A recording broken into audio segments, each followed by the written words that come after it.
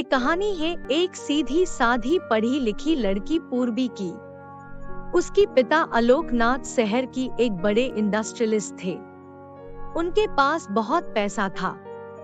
वो अपनी बेटी पूर्वी को बहुत प्यार करते थे और उसकी शादी उनके दोस्त के बेटे राज के साथ कर दिए। पूर्वी की शादी की कुछ महीने बाद उसकी पिता आलोकनाथ का रोड एक्सीडेंट में देहांत हो गया। इसलिए अब आलोकनाथ की सारी प्रॉपर्टी और घर पूर्वी के नाम पर हो गया। इतनी बड़ी इंडस्ट्री को पूर्वी अब संभाल रही थी। इसलिए वो एक दिन अपनी पति राज से कहा, राज, पापा अपनी मेहनत से इतनी बड़ी इंडस्ट्री खड़े किए थे। उनकी जाने के बाद उनकी इंडस्ट्री को आगे तक ले जाने की जिम्मेदारी अब मेरी ऊपर आ गया है। पता नहीं मैं ये सब कैसे कर पाऊंगी। तुमसे एक बात कहूँ, क्या तुम मेरी बात मानोगे? हाँ, बोलो पूर्वी। राज, क्या तुम पापा की ऑफिस में ज्वाइन करोगे? मतलब पापा की कंपनी को आगे बढ़ाने के लिए मेरी साथ दोगे? प्लीज मना मत करना। हाँ पूर्वी, मैं हर कदम पे तुम्हारी साथ हूँ। अगले दिन राज पूर्वी के साथ ऑफिस जाता है। वो पूर्वी को बिजनेस की कामों में मदद करता है और उनकी कंपनी को एक दिन बहुत बड़ी कॉन्ट्रैक्ट मिली जिसका मुनाफा 500 करोड़ की थी। राज और पूर्वी बहुत खुश थे। अच्छा पूर्वी, तुम ऑफिस से सीधा घर जाओ। मैं मम्मी पापा से मिलकर आता हूँ। राज, तुम मम्मी जी और पापा जी को घर क्यों लेकर नहीं आते? हम सब साथ में रहते तो अच्छा लगता। पूर्वी, ये तुम्हारी पापा का घर है। पता नहीं मम्मी पापा मानेंगे या नहीं, फिर भी मैं उनको मनाने की कोशिश करूँगा। तुम चिंता मत करो। राज ऑफिस से अपनी मम्मी पापा के पास आता है। राज बेटा, तू यहाँ कैसा है तू? और पूरबी कैसी है? वो कम ऑन मॉम, अपनी असली कैरेक्टर पे आओ। यहाँ पूर्वी नहीं है। मैं एक अच्छा पति होने की नाटक कर करके तंग आ चुका हूँ। मुझसे ये सब अब नहीं होगा। आपको पता है कि मैं काव्या से प्यार करता हूँ। मैं उस पूर्वी के साथ अब नहीं रह सकता। पता नहीं कब उससे छुटकारा मिलेगा। बहुत जल्द बेटा। आलोकनाथ की प्रॉपर्टी और घर के लिए मैं तेरी शादी पूर्वी से करवाया था। आलोक की मौत के बाद सारी जायदाद अब पूर्वी के नाम पे है। अब पूर्वी की मौत के बाद पूरी जायदाद उसकी पति के नाम पर होगा, यानी तुम्हारे नाम पर। इसलिए तुम्हें थोड़ा सा सब्र करना होगा। समय आने पर हम उसकी बाप की तरह उसे भी अपनी रास्ते से हटा देंगे। हाँ पापा, इसलिए तो मैं उसके सामने अच्छी पति होने का नाटक कर रहा हूँ। वो मुझ पर अब इतना भरोसा कर रही है कि उसने ये बोली है कि आप लोगों को उसके घर लेकर आने को। हम सब वहां जाकर उसकी मौत का प्लान बनाएंगे। उसकी मौत के बाद मैं काव्या से शादी करूंगा। चलो उस खुशी में हम पार्टी करते हैं।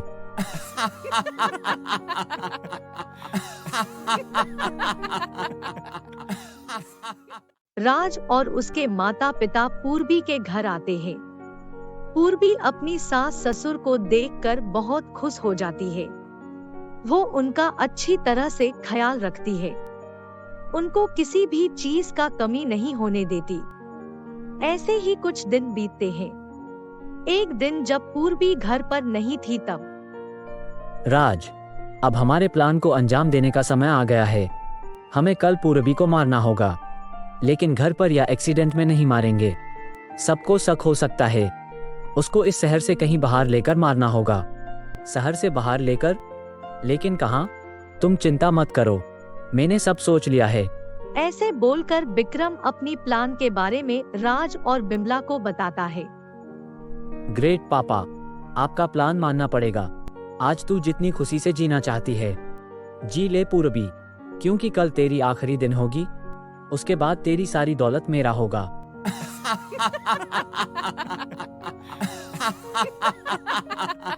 पूर्वी जब घर आती है, उसकी सास उसे बोलती है, बहू, हमारी घर का एक रिवाज है कि शादी के बाद पति पत्नी कुल देवी की आशीर्वाद लेने पहाड़ी बाली देवी माँ की मंदिर जाते हैं। लेकिन आलोक भाई साहब की देहांत की वजह से तुम दोनों वहाँ दर्शन करने नहीं जा पाए थे। इसलिए मैं सोच रही थी, क्यों ना हम सब कल ही देवी माँ की मंदिर जाए और उनकी दर्शन कराए। हाँ, क्यों नहीं मम्मी जी, हम सब कल जरूर जाएंगे। मैं ड्राइवर को बोल देती हूँ कल जल्दी आने को। नहीं पूर्वी, हम गाड़ी में नहीं जाएंगे। उस जगह को जाने के लिए हमें नदी से बोटिंग करके जाना होगा। वहाँ पर सड़क की कोई सुविधा नहीं है। और हाँ, हमको यहाँ से सुबह 5 बजे निकलना पड़ेगा। ठीक है पापा जी, मैं जल्दी तैयार हो जाऊंगी। अगले दिन सब देवी माँ की मंदिर जाने के लिए निकल पड़ते हैं। राज, नदी में बोटिंग करके जाने में बहुत अच्छा लग रहा है। ऐसे यहाँ पानी बहुत गहरा लग रहा है। हाँ, यहाँ पानी गहरा है। और तो और, मैंने सुना है यहाँ पानी में मगरमच्छ रहते हैं। अरे यार, मुझे मगरमच्छ से बहुत डर लगती है। तुम डरो मत पूर्वी, मैं हूं ना, तुम्हें कुछ होने नहीं दूंगा। और कुछ दूर जाने पर वहाँ पर मगरमच्छ दिखाई देती है। पूर्वी, ए देखो मगरमच्छ। तुम एक काम करो, यहाँ पर खड़े हो जाओ और उसकी फोटो क्लिक करो। डरो मत, मैं हूं ना, तुम्हें कुछ नहीं होगा। पूर्वी राज के ऊपर यकी करके मगरमच्छ की फोटो उठाती है। वो फोटो उठाकर बहुत खुश होती है। तब राज पीछे से उसको धक्का देता है। पूर्वी पानी में गिर जाती है। इतने में मगरमच्छ पूर्वी को पकड़ लेती है। पूर्वी जोर से तड़प कर चिल्लाती रहती है, लेकिन राज और उसकी मम्मी पापा उसकी तमाशा देख रहे थे। कुछ ही समय में पूर्वी को मगरमच्छ पानी के अंदर ले जाते हैं। पापा, हमारी रास्ते की कांटा अब हमेशा हमेशा के लिए खत्म हो गई। इधर पूर्वी बुरी तरह जख्मी होकर खून से लथपथ नदी की किनारे बेहोश पड़ी थी। तब उसे आदित्य मित्तल ने देखा। आदित्य मित्तल शहर के जाने माने बड़े इंडस्ट्रियलिस्ट्स में से एक थे। वो अपनी दामाद राहुल के साथ अपनी बेटी की श्राद्ध की पूजा कर कर घर लौट रहे थे। राहुल, वो देखो, वहाँ पर कोई जख्मी होकर पड़ा है। चलो देखते हैं। वो दोनों पूर्वी के पास जाते हैं। पापा, ए तो बुरी तरह जख्मी है, लेकिन उसकी तो सांस चल रही है, पर ए बेहोश है। अगर हम इसे हॉस्पिटल लेकर जाएंगे तो शायद ए बच सकती है। हाँ राहुल बेटा, उसको जल्दी से हॉस्पिटल लेकर जाते हैं। आदित्य और राहुल पूर्वी को हॉस्पिटल में भर्ती करते हैं। डॉक्टर उसकी ट्रीटमेंट शुरू करते हैं और कुछ समय में आकर बोलते हैं, मिस्टर आदित्य, पेशेंट की हालत बहुत नाजुक है और तो और उसकी चेहरा बुरी तरह खराब हो चुका है। हमें जल्द से जल्द उसकी ऑपरेशन की साथ साथ प्लास्टिक सर्जरी भी करनी होगी। उसके लिए आपकी साइन की जरूरत होगी। हाँ डॉक्टर, मुझे कहाँ साइन करना है? बोलिए, मैं कर दूंगा। आप बस उस बच्ची की जान बचा लीजिए। हम अपनी पूरी कोशिश करेंगे, आगे ऊपर वाले की मर्जी। और एक बात मिस्टर आदित्य, हम प्लास्टिक सर्जरी में उसको किसका शकल देंगे, क्योंकि उसका फेस पूरी तरह खराब हो चुका है। डॉक्टर, आप मेरी बेटी पूजा की चेहरा उसको दे दीजिए। जब मैं उसे खून से लथपथ देखा, मुझे मेरी बेटी पूजा की याद आई। आप मेरी पूजा की चेहरा उस बच्ची को दे दीजिए, प्लीज डॉक्टर। ठीक है, आप आइए मेरे साथ। कुछ पेपर्स में आपकी साइन चाहिए। आदित्य पूर्वी की ऑपरेशन के लिए पेपर्स में सिग्नेचर करता है। उसके बाद पूर्वी की ऑपरेशन शुरू होता है। ऑपरेशन खत्म होने के बाद, congratulation mister Aditya, operation successful हुआ। पेशेंट अब खतरे से बाहर है, लेकिन आप अब उसको नहीं देख सकते। उसको होश आने दो। कुछ दिनों में उसका फेस की पट्टी खुलेगा, तब आप उसे मिल सकते हैं। ठीक है doctor, thank you so much. Aditya रोज पूर्वी की ठीक होने का इंतजार कर रहा था। ऐसे ही कुछ दिन बीत जाते हैं। अब पूर्वी पूरी तरह ठीक हो चुकी थी, लेकिन उसकी चेहरा बदल चुकी थी। जब वो अपनी चेहरा आईने में देखी तो वो खुद को पहचान नहीं पाई और जोर जोर से रोने लगी। डॉक्टर, ये मेरी चेहरा नहीं है, ये किसकी चेहरा है? और मैं यहाँ हॉस्पिटल में कैसे? मुझे कुछ समझ में नहीं आ रही है। तुम्हारी चेहरा बुरी तरह खराब हो चुकी थी, इसलिए तुम्हारी प्लास्टिक सर्जरी किया गया है। ये आदित्य मित्तल और ये उनका दामाद राहुल, ये दोनों ने तुम्हारी जान बचाया है और आदित्य जी की कहने पर हमने तुम्हें ऑपरेशन करके उनकी बेटी का चेहरा दिया है। आप दोनों की बहुत बहुत शुक्रिया जो आपने मुझे बचाया। ऐसे बोलकर पूर्वी रोने लगती है। देखो बेटी, तुम मत रो, तुम इतने दिनों के बाद ठीक हुई हो, अब तुम आराम करो, हम इस बारे में बाद में बात करेंगे। ऐसे बोलकर आदित्य और सब लोग वहाँ से बाहर चले जाते हैं। पूर्वी ठीक से आराम नहीं कर पाती है। वो उसकी पति राज और उसकी ससुराल वालों की धोखे के बारे में सोच सोच कर रोने लगती है। अगले दिन डॉक्टर उसे डिस्चार्ज करते हैं। आदित्य उसे अपनी घर ले आता है। बेटी, इसे अपनी घर समझ, आराम से बैठ यहाँ और बोल, तेरी ये हालत किसने किया था? तू नदी के किनारे कैसे पहुंची? बोल बेटी, मुझे अपना समझ के बोल। अंकल, मेरी नाम पूरबी है। मैं मशहूर इंडस्ट्रियलिस्ट आलोकनाथ की बेटी हूँ।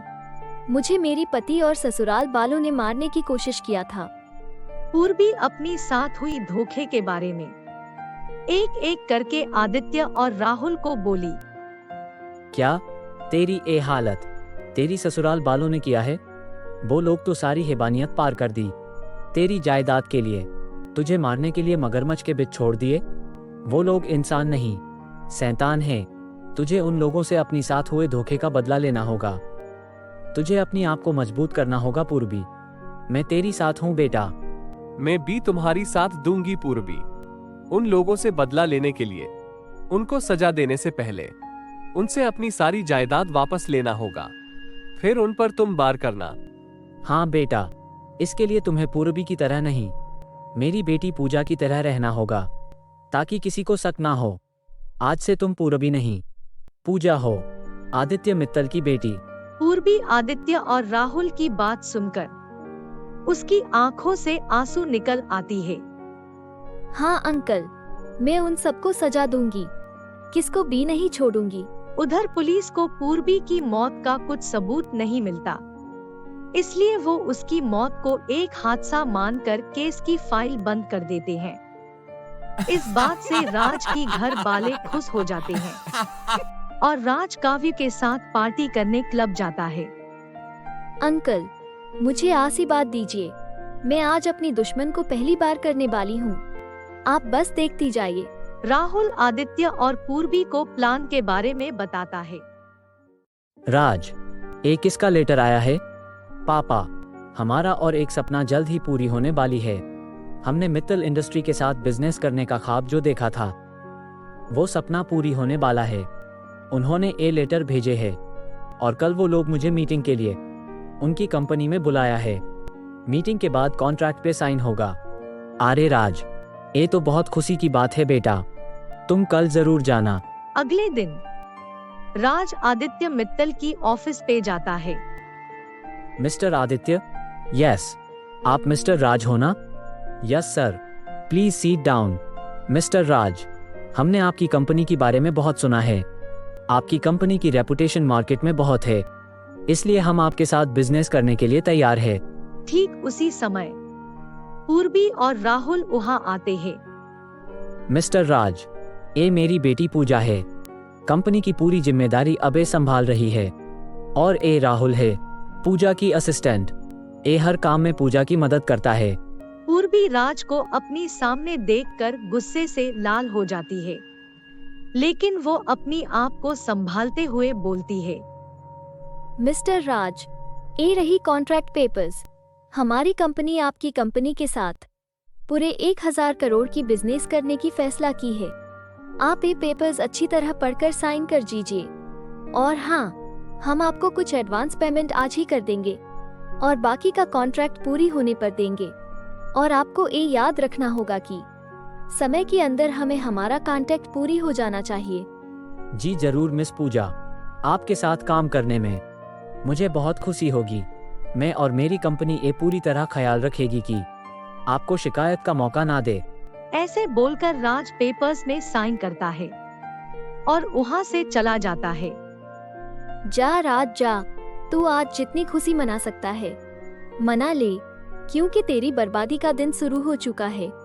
पूरबी, तुम्हें हर कदम पूरी तरह सोच समझ कर लेना होगा। तुम्हें याद है ना अगला काम तुम्हें क्या करना है? हाँ राहुल, मुझे पूरी तरह याद है। ए देखिए पापा, 1000 करोड़ का कॉन्ट्रैक्ट पेपर्स जो मित्तल इंडस्ट्री के साथ डील हुई है। मित्तल इंडस्ट्री के साथ बिजनेस करने में हमें बहुत फायदा भी होगा। इस खुशी में पार्टी तो बनता है पापा। हाँ बेटा, मैंने सुना है आदित्य मित्तल की एक बेटी है। हाँ पापा, पूजा नाम है उसका। मित्तल इंडस्ट्री अब वो संभाल रही है। मैं उससे आज मिला था, वो बहुत ही हॉट और सुंदर है। अच्छा, तो उसके साथ तुम्हें दोस्ती का हाथ बढ़ानी चाहिए। अगर वो तुम्हारी प्यार की जाल में पड़ गई तो पूरबी की तरह उसकी भी जायदाद तुम्हारी हो सकती है। हाँ पापा, आप सही बोल रहे हो। सुन राज, कल तुम्हारा बर्थडे है। रात की पार्टी में तुम आदित्य मित्तल और पूजा को इनवाइट करना और मौका देखकर पूजा के साथ बातचीत करना और दोस्ती का हाथ बढ़ाना। राज उसकी पापा की बात मानकर आदित्य को फोन करता है और उनको पार्टी की इनविटेशन देता है। किसकी फोन था अंकल? राज का। उसने कल उसकी बर्थडे पार्टी में हम दोनों को बुलाया है, लेकिन उस पार्टी में मैं नहीं जाऊंगा, तुम जाओगे। और तुम चिंता मत करना, राहुल होगा तुम्हारे साथ। जी अंकल, ऐसे आज राहुल दिखाई नहीं दे रहा है। आज उसका और पूजा की मैरिज एनिवर्सरी थी, इसलिए पूजा की जाने के बाद वो बहुत उदास रहता है और जब उसकी याद आता है तो वो छत पर चला जाता है अपनी दुख मुझे छुपाने के लिए। लेकिन मुझे सब कुछ पता है बेटी। पूजा कितनी भाग्यशाली थी अंकल कि राहुल जैसे प्यार करने वाला पति उसको मिला, जो पूजा की मरने के बाद भी उसको कितना प्यार करता है। और मुझे देखिए, मैं कितनी बदनसीब हूँ जो मेरी पति मुझे जीते जी मरने के लिए मगरमच्छ के पास धक्का दे दिया। सब नसीब का खेल है अंकल। तू चिंता मत कर बेटी, कोई तेरी साथ दे या ना दे, मैं हमेशा तेरी साथ हूँ। जा, अब बहुत रात हो चुकी है, जाकर सो जा। अगले दिन रात को पूर्वी राहुल के साथ राज की बर्थडे पार्टी को जाती है। पूरबी, मैं बाहर हूँ, तुम अंदर जाओ। अगर जरूरत पड़ी तो मुझे कॉल करना। पूर्वी अंदर जाती है। Hi mister Raj, happy birthday. ये आपके लिए। Thank you miss Pooja. I am sorry, पापा का कुछ जरूरी काम आ गया, इसलिए उन्होंने मुझे यहाँ भेजा। इट्स ओके, आप आए बहुत अच्छा लगा। आइए आपको मेरी मम्मी पापा से मिलाता हूँ। मम्मी पापा मिस पूजा है, मिस्टर आदित्य मित्तल की बेटी। अच्छा, आओ बेटी। राज बेटा, सारे मेहमान आ चुके हैं, चलो केक काटते हैं। उसके बाद राज केक काटता है। पूजा जी, आपके लिए कुछ और खाने के लिए मंगाऊं? नहीं नहीं, मेरा हो गया। ऐसे नाइस पार्टी थी। मैंने सुना था आप शादीशुदा हो, लेकिन आपकी पत्नी दिखाई नहीं देती। कहाँ है वो? वो अब नहीं रही, एक हादसे में उसकी जान चली गई। आई एम सॉरी, मैंने आपका दिल दुखाया। अरे नहीं नहीं। पूर्वी और राज को हंस के बात करते हुए काव्या देख लेती है। ये कौन है? राज उसकी बर्थडे पार्टी में मुझे इनवाइट नहीं किया और यहाँ इस लड़की के साथ हंस हंस कर बात कर रहा है। वो गुस्से से आग बबूला हो जाती है। अच्छा राज, बहुत देर हो गया है, मुझे अब चलना चाहिए। पूर्वी जाने के बाद काव्या राज के पास आती है। राज, ये लड़की कौन है और वो तुम्हारी पार्टी में क्या कर रही थी और तुम उसके साथ हंस के क्यों बात कर रहे थे? मैं सुबह से तुम्हें कॉल कर रही हूँ तुम्हें विश करने के लिए, तुम मेरी कॉल रिसीव क्यों नहीं कर रहे थे? और तुमने अपनी पार्टी में मुझे नहीं बुलाया, लेकिन उस लड़की को बुलाया और उसके साथ डिनर कर रहे थे। बोलो राज, ये लड़की कौन थी? वो लड़की मेरी क्लाइंट है, इस शहर की सबसे बड़े इंडस्ट्रियलिस्ट की बेटी पूजा। मैं आज बिजी था, इसलिए तुम्हारी कॉल रिसीव कर नहीं पाया और तुम्हें पार्टी में बुलाना भूल गया। पार्टी में आ गए हो तो खाना खाकर जाना। ऐसे बोलकर राज वहाँ से चला जाता है। काव्या राज की ऐसी हरकत से हैरान होता है। पूरबी, आज कैसा रहा तुम्हारा इंतकाम? अच्छा रहा। काव्या के दिल में अब शक का आग लग चुका है। उसमें थोड़ा सा घी डालना बाकी है। उसके बाद राज और काव्या एक दूसरे से अलग हो जाएंगे। उन दोनों ने मेरी जिंदगी बर्बाद किया था। मैं उन दोनों को नहीं छोड़ूंगी, बर्बाद कर दूंगी उन दोनों को। ऐसे ही दोनों बात कर कर के घर पहुंच गए। तभी राज का फोन आता है। हेलो पूजा जी, मैं राज बोल रहा हूँ। राज बोलिए, किस लिए फोन किया? पूजा जी, आप ठीक से घर पहुँच गई ना? हाँ, अभी कुछ समय पहले पहुंची। आप बुरा नहीं मानोगे तो मैं एक बात कहूँ? हाँ, बोलिए ना। कल शाम आप क्या कर रहे हैं? अगर आप फ्री होंगे तो क्या हम डिनर साथ में कर सकते हैं? हाँ, क्यों नहीं। ऐसे कहाँ डिनर के लिए जाना है? होटल ग्रीन पार्क में। मैं वहाँ पे आपका इंतजार करूँगा। अच्छा, मैं कल टाइम पे पहुंच जाऊंगी। बाय। किसका फोन था? राज का। उसने मुझे कल शाम को डिनर के लिए बुलाया है। सुनो राहुल, तुम्हारी एक मदद चाहिए। मुझे राज डिनर के लिए बुलाया है। वो बात क्या तुम काव्या को फोन करके बोल सकते हो? मैं चाहती हूँ कि काव्या की शक यकीन में बदल जाए और फिर से वो राज और मुझे साथ में देखे और उन दोनों के बीच दरार पड़ जाए। ठीक है, तुम चिंता मत करो। तुम जैसे बोल रही हो ऐसे ही होगा। अगले दिन शाम को पूर्वी डिनर के लिए ग्रीन पार्क होटल गई।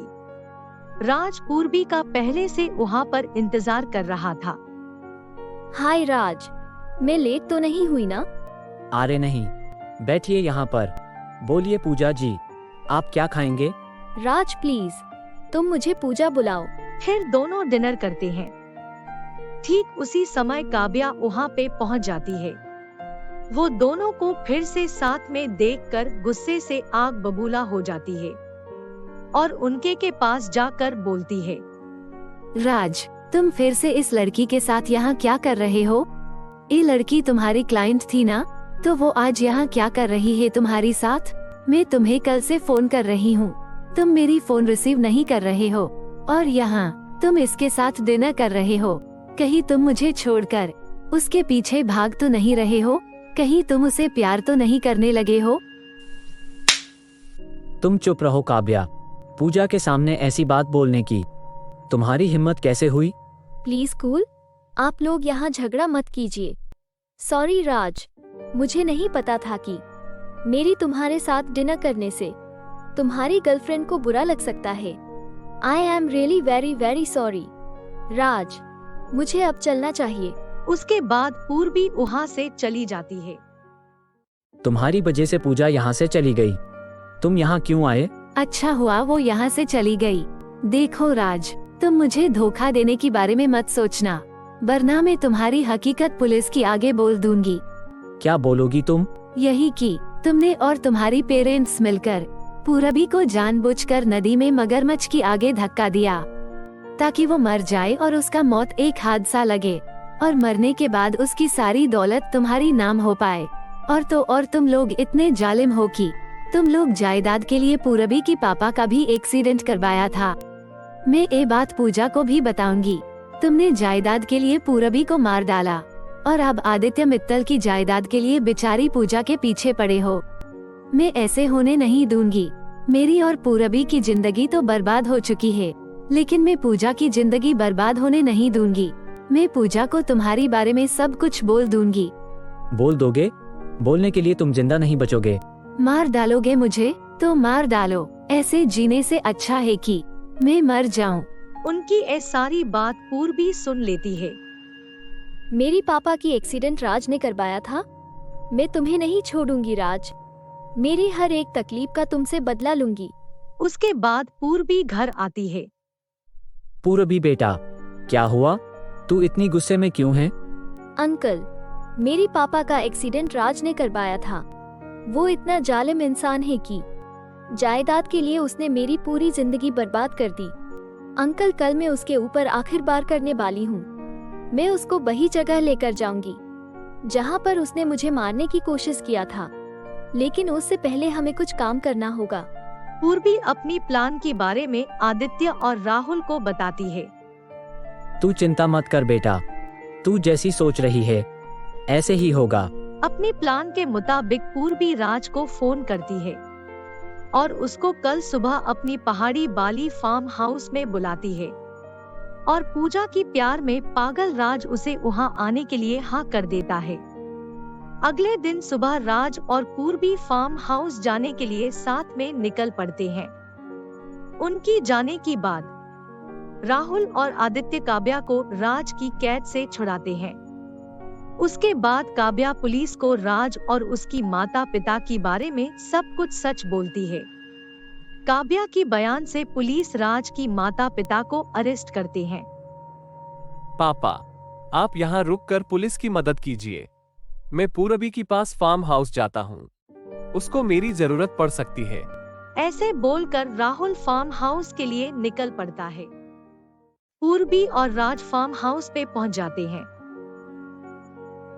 पूजा, ये जगह तो बहुत अच्छी है और जानी पहचानी जैसी लग रहा है। ऐसा लग रहा कि मैं यहाँ पहले आ चुका हूँ। तुम सही बोल रहे हो राज। तुम इस बहती हुई नदी को देख रहे हो? इस नदी में तुम अपनी पत्नी पूरबी को मारने के लिए मगरमच्छ की ओर धक्का दिया था। कुछ याद आया राज? राज इस बात को सुनकर हैरान हो जाता है और बोलता है, तुम्हें कैसे पता? क्योंकि मैं ही पूर्वी हूँ, तुमसे अपने साथ हुई धोखे की बदला लेने। भगवान ने मुझे मौत की मुंह से बचा लिया था। आज मैं तुम्हें उस मगरमच्छ के बीच छोड़कर अपना बदला पूरी करूंगी। तुम मुझे मारोगे? उस दिन तो तुम बच गई थी, लेकिन आज तुम मेरी हाथ से नहीं बचोगी पूर्वी। ये बोलकर राज पूर्वी को मारने के लिए आगे आता है। तभी पूर्वी ने गन निकालकर राज की सीने में गोली मारती है। राज छलनी होकर फिसल के नदी पे गिरता है और मगरमच्छ का शिकार बन जाता है। ठीक उसी समय राहुल आता है। पूर्वी उसको सारी बात बताती है। तुम चिंता मत करो पूर्वी, जो जैसा बुरा कर्म करता है उसका अंजाम वैसे ही बुरा होता है। फिर दोनों साथ में घर निकल जाते हैं। आपको मेरी वीडियो अच्छी लगी है तो अपने फ्रेंड्स के साथ शेयर जरूर कीजिए और हाँ दोस्तों, लाइक और सब्सक्राइब करना मत भूलिए।